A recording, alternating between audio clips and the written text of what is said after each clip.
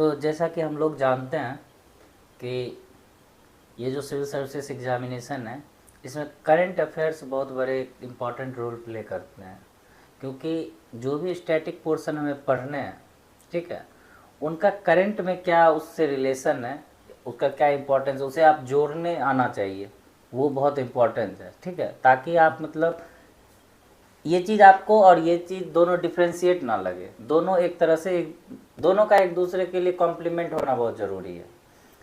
Current को आप बिना स्टैटिक पोर्शन के नहीं समझ सकते हैं, और स्टैटिक पोर्शन को आप बिना करंट के समझ सकते हैं, लेकिन एग्जाम्पल थोड़ा आसान कर देता है समझने के लिए चीज़ों को। तो करंट अफेयर्स बहुत ब्रॉड टॉपिक है। हर आए दिन आप देखिए एक न्यूज़पेपर आता है, और न्यूज़पेपर में कम से कम 20-25 पेज होते ही हैं, और हर पेज में आप देखें तो लगभग 10-20 हज़ार वर्ड्स होते होंगे।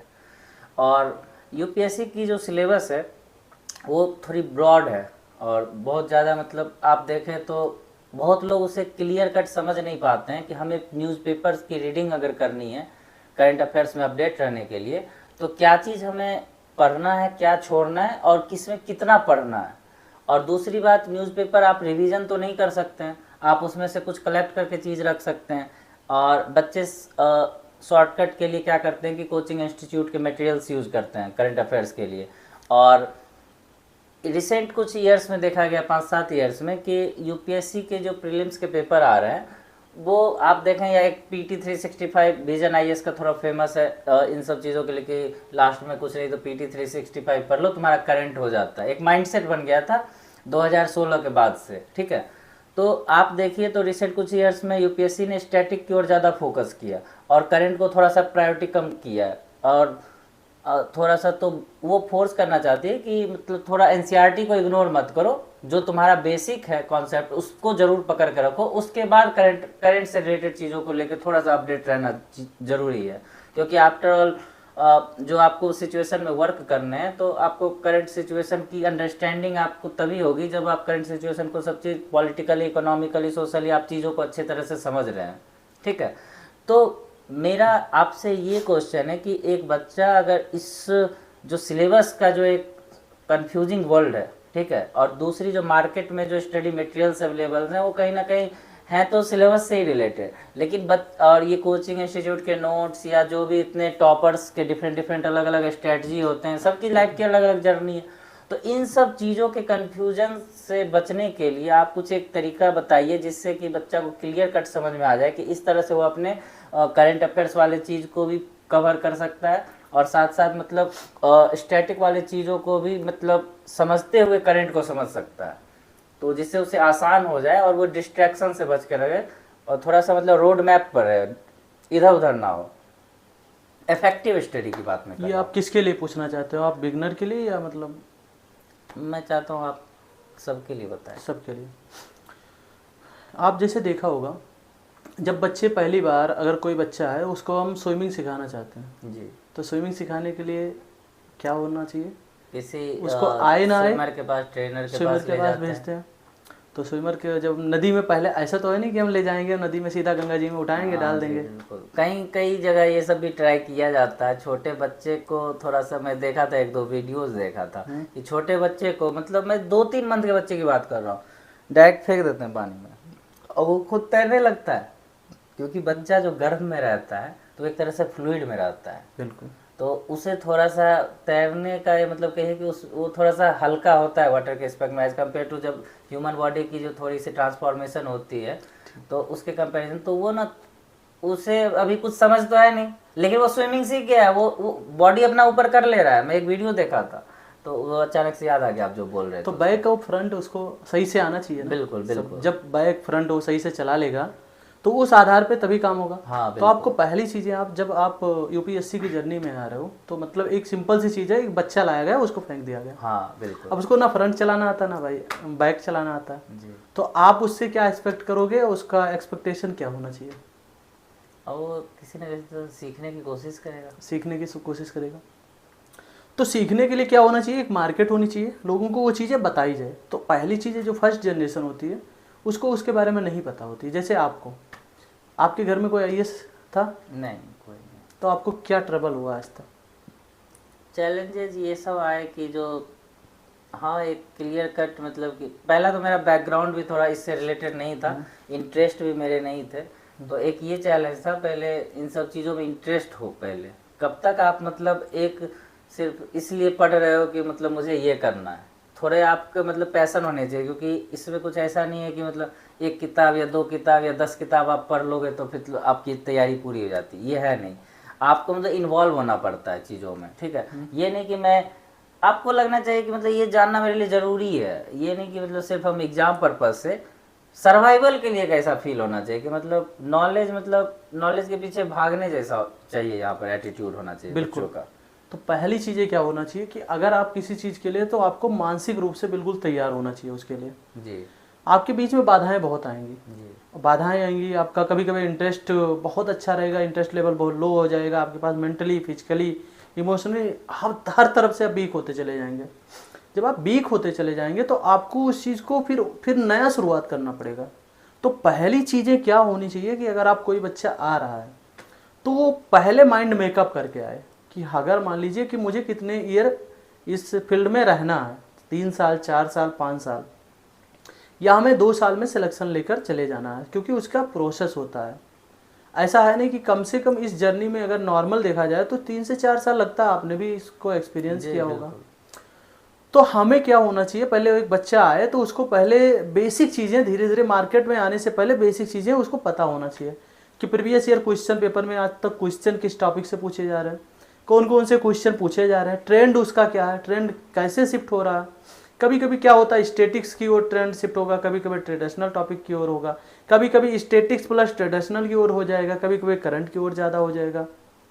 तो पहले चीज़ें जब बच्चा आए तो आने के बाद में, जैसे आप आए थे पहली बार, तो आप आने के बाद में आप कोचिंग के पास गए होंगे, तो कोचिंग के पास जब गए तो आप वहाँ से कोचिंग से आपने कोचिंग ने बहुत सारी चीज़ें आपको सिखाया होगा। मैं कोचिंग वगैरह नहीं लिया था, सेल्फ स्टडी की। तो सेल्फ स्टडी में आपने एनसीईआरटी उठाया होगा, एनसीईआरटी पढ़ा होगा, एनसीईआरटी पढ़ने के बाद फिर एनसीईआरटी के साथ में एडवांस बुक पढ़ा होगा। जी जी बिल्कुल। आप यही कर किए होंगे। जी उसके बाद प्रीवियस ईयर क्वेश्चन पेपर उठाया आपने, जी जी सॉल्व किया, जी। देखा, सिलेबस पढ़ा, हाँ सिलेबस पर सिलेबस याद था। अब मतलब याद नहीं रहता बट जानता हूँ। यही तो प्रॉब्लम है। हाँ यही प्रॉब्लम है। तो पहली चीज़ें आपका जो मान लीजिए कि अगर आप वार, मान लीजिए किसी युद्ध में जा रहे हैं, तो युद्ध में जाने से पहले आपकी तैयारी कैसी होनी चाहिए? हाँ मतलब पूरा एक क्लियर होना चाहिए कि मेरे पास क्या स्ट्रेंथ है, अपोजिशन के पास क्या स्ट्रेंथ है, मेरे पास क्या औजार है लड़ने के लिए, उसके पास क्या हथियार हैं, कहाँ पे लड़ाई होगी, वहाँ पे सर्वाइवल के लिए हमारे पास क्या सिचुएशन फेस करने पड़ेंगे, ये सब एक प्लान होना चाहिए पूरा। बिल्कुल प्लान होना चाहिए। हाँ आप अब प्लान जब आप कर रहे हो तो सबसे पहला आप प्लान कौन बताएगा? आपका यूपीएससी का प्रीवियस ईयर क्वेश्चन पेपर, बिल्कुल। उसके बाद में क्या, सिलेबस। हाँ सिलेबस प्राइमरी अगर हम बात करते हैं, प्रीलिम्स के लिए सिलेबस अलग डिजाइन किया गया, मेंस के लिए अलग डिजाइन किया गया। हाँ तो जब आप प्रीलिम्स एंड मेंस, इसीलिए हम बोलते हैं कि जैसे बहुत सारे लोग कहते हैं हम प्रीलिम्स प्लस मेंस की तैयारी एक साथ कर लेंगे, नहीं हो पाएगा। मेंस कम प्री की तैयारी होती है, जी पहले मेंस की तैयारी होगी। मेंस की तैयारी क्यों, अब इस पर बात करेंगे। क्योंकि पहले क्या है, कॉन्सेप्ट क्लियर होना चाहिए। कॉन्सेप्ट क्लियर होना चाहिए। बिल्कुल। अब कॉन्सेप्ट क्लियर होने के साथ साथ में फिर क्या होना चाहिए, आपको फैक्ट पता होना चाहिए। तो कॉन्सेप्ट पहले क्लियर करो, उसके बाद फैक्ट की ओर पढ़िए। आपने ऐसा किया था? हाँ एक तरह से पहले एनसीईआरटी कवर किया, तो एनसीईआरटी आपको एक तरह से बेसिक कॉन्सेप्ट्स बताती हैं, और फिर उसके बाद आप उस पर बेस्ड आप एनसीईआरटी क्वेश्चन तो एटलीस्ट कर सकते हैं जो उस पर बेस्ड आते हैं, और अच्छा खासा क्वेश्चन यूपीएससी पूछती है स्टैटिक पोर्शन से, बट बहुत सारे फैक्ट्स भी हैं उसमें, वो कहीं ना कहीं जैसे हिस्ट्री में ले ले तो बहुत ज़्यादा फैक्ट्स है। और चलिए इकोनॉमी में तो कॉन्सेप्चुअल है आपका, ये पॉलिटिकल में भी मल्टी रिवीजन से चीज़ें याद रह जाती हैं, बट वो भी एक तरह से फैक्ट्स ही है। और फिर इन्वायरमेंट थोड़ा सा अंडरस्टैंडिंग है, लेकिन उसमें भी फैक्ट्स हैं भर के। और साइंस एंड टेक तो कम्प्लीटली आपके करंट अफेयर्स हो जाते हैं एक तरह से। जब आप पढ़ोगे कोई चीज़ स्टार्ट करो, तो स्टार्ट करने के बाद में आप पहले एक माइंड मेकअप कर लो कि आप अगर मान लीजिए हिस्ट्री पढ़ना है, तो हिस्ट्री क्या है, हिस्ट्री और ज्योग्राफी एक साथ कनेक्ट है, ज्योग्राफी इन्वायरमेंट के साथ कनेक्ट है, इन्वायरमेंट इकोनॉमिक्स के साथ कनेक्ट है, इकोनॉमिक्स पॉलिटिक्स के साथ कनेक्ट है। ये सब क्या है, ये कहीं ना कहीं आपकी तैयारी का मल्टी डायमेंशनल अप्रोच होना चाहिए। तो जब आप एक टॉपिक पढ़ रहे हो उसके बाद में फिर अभी मैं किसी से पूछ लूँ, रैंडम क्वेश्चन पूछ लूँ कि आप ट्रांसपोर्ट क्या होता है, तो ट्रांसपोर्ट सबको पता है कि यार कोई छोटा बच्चा भी बता देगा, नहीं बता देगा? जी बिल्कुल। सबको पता है कि मीडियम ऑफ ट्रांसपोर्ट क्या है, रेल ट्रांसपोर्ट है, रोड ट्रांसपोर्ट है और एयर ट्रांसपोर्ट है, ये सबको पता है। वाटर बेस पता है, सबको पता है। तो ये एक नॉर्मली बच्चों को भी पता है, लेकिन आपको उससे क्या बेस्ट करना है उसको ना। अब इसका कॉन्सिक्वेंस आपको देखना पड़ेगा, आपको इसको अपडेशन कैसे, आप इकोनॉमी में इकोनॉमिक सेक्टर को कैसे इसमें ऐड ऑन कर सकते हैं, पॉलिटी को कैसे मैनेज कर सकते हैं, इन्वायरमेंट को कैसे मैनेज करते हैं, कैसे पढ़ेंगे। अब यहीं से क्या होता है, ब्रॉड कॉन्सेप्ट होता है, यहीं से आप स्टडी बिटवीन क्या होता है, लाइन के बीच में होना चाहिए। जब आप पर्टिकुलर मल्टी डायमेंशनल अप्रोच पे बात करते हैं, मल्टी डायमेंशनल चीज़ें करते हैं ना, तो आप हिस्ट्री को, polity geography, economics and environment को जब एक साथ लिंक करके पढ़ते हैं ना, तो आपका जो सफलता का रेशियो होता है ना, वो लगभग 20% इंक्रीज हो जाता है। बिल्कुल। और बच्चे यही चीज़ से बचना चाहते हैं। हाँ, थोड़ा मंथन हाँ, थोड़ा मंथन है। अब आपको क्या होगा, कोई चीज चिंतन करना पड़ेगा। हाँ, वो बच्चे सोच रहे हैं कि सेपरेट सेपरेट चीजें याद कर लो, बस दैट्स इट, ये डायरेक्ट आएगा, मैं टिक कर लूंगा, वैसे नहीं आएंगे चीजें। अब भाई अगर बात कर लें, चीजों की समझ होनी चाहिए। एक छोटी सी चीज मैं बात करता हूँ। अगर अफगानिस्तान की ट्रेन की बात करूँ तो अफगानिस्तान का ट्रेन अलग है। पहली बार अगर कोई इन्वेडर आया तो इन्वेडर अफगानिस्तान से आएगा जी। अफगानिस्तान से इंडिया में क्यों आएगा? तो अगर हमें पता है कि अफगानिस्तान की ज्योग्राफी हमें पता होना चाहिए, उसकी जियोग्राफिकल सिटिंग कैसी है वो उसे पता होना चाहिए, इंडिया की सिटिंग कैसी है, वो आदमी आया कैसे होगा, कहाँ से आया। तो अगर उसकी इतिहास के बारे में हम जाएंगे तो उसका ज्योग्राफिकल एरिया भी पता हो जाएगा ना, क्यों आया, क्या पर्पज रहा होगा भाई। तो पर्पज रहा होगा, सबका पर्पज एक ही चीज होता है, इकोनॉमिक इंटरेस्ट। तो कुछ ना कुछ चीज के वो अपने कहीं इंटरेस्ट या साम्राज्य स्थापित करने के लिए आया होगा ना, तो उसको कुछ ना कुछ इंटरेस्ट रहा उसमें। तो सबसे पहला इंटरेस्ट क्या रहा, इकोनॉमी डिपेंड अपॉन एम्पायर। जब इकोनॉमी ही डिपेंड करती है कि सोसाइटी कैसी होगी, इन्वायरमेंट कैसा होगा और सब कुछ कैसा होगा। कहीं ना कहीं आज क्या सबसे ज्यादा आज इंपॉर्टेंट क्या, वेल्थ है ना जी बिल्कुल। तो सब लोग इसीलिए आए ना। जब इसीलिए आए तो आप हिस्ट्री पढ़ रहे हो कि सबसे पहले इन्वेडर हुआ 712 में, अगर हम बात करते हैं तो बाहरी आक्रमण हुआ, मोहम्मद बिन कासिम आता है, उसके बाद में फिर भाई क्यों आया था, क्या पर्पज था, कि वह अरबियन रीजन की स्थिति क्या थी, इंडियन रीजन क्या है, आप ज्योग्राफी में पढ़ोगे ना। तो जब आप हिस्ट्री पढ़ रहे हो तो आपकी जब आप मल्टीपल लेयर में तैयारी करोगे तो आपका क्लियर कॉन्सेप्ट क्लियर रहेगा। और आधा से मैं आपको इतना बताता हूँ कि लगभग 80% बच्चे ऐसे हैं जिनका कॉन्सेप्ट नहीं क्लियर है, और जब कॉन्सेप्ट नहीं क्लियर है वो जाकर यूपीएससी की तैयारी करते हैं, यूपीएससी का जब क्वेश्चन सॉल्व करते हैं, जब सॉल्व नहीं होता है तो यूपीएससी को ब्लेम देते हैं। आपने देखा होगा शायद, नहीं देखा? बिल्कुल मैं एग्री करता हूँ। आपने इसमें आपने बहुत सारे आपके सराउंडिंग बच्चे मिल जाएंगे। तो पहली चीज़ है, हमें फोकस एक ही चीज़ करना है जो आपने भी जर्नी में किया होगा, कि हमें कोर सब्जेक्ट उठाना है। कोर सब्जेक्ट में सबसे पहली चीज़ हमारे पढ़ने का तरीका कैसे होना चाहिए, मैं आपको बताता हूँ कुछ चीज़ें। आप पढ़ाइए, उठाइए पहले इकोनॉमिक्स उठाइए, पॉलिटी उठाइए, इकोनॉमिक्स पॉलिटी का एक पेयर बनाइए।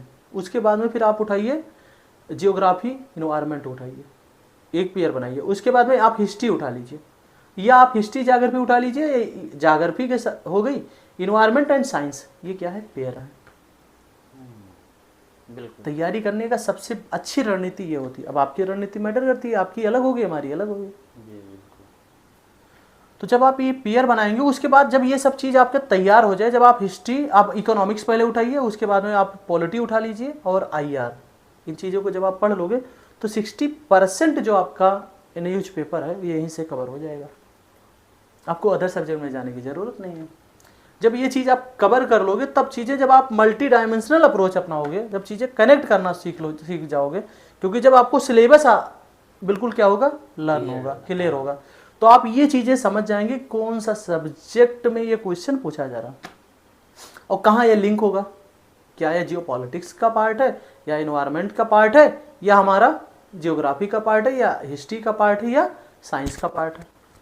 अब कोई रैंडम अगर कोई चेंज हो रहा है तो उस चेंज को आप देख रहे हो, आप उसको पर्टिकुलर देखते रहो, अपडेट करते रहो, अपने नोट्स को अपडेट करते रहो। साथ ही साथ न्यूज़पेपर को पढ़ो। तो न्यूज़पेपर की आप हेडिंग, पहली चीज़ न्यूज़पेपर को पढ़ो। न्यूज़पेपर पढ़ने के बाद में उसको सोचो, अंडरस्टैंड करो।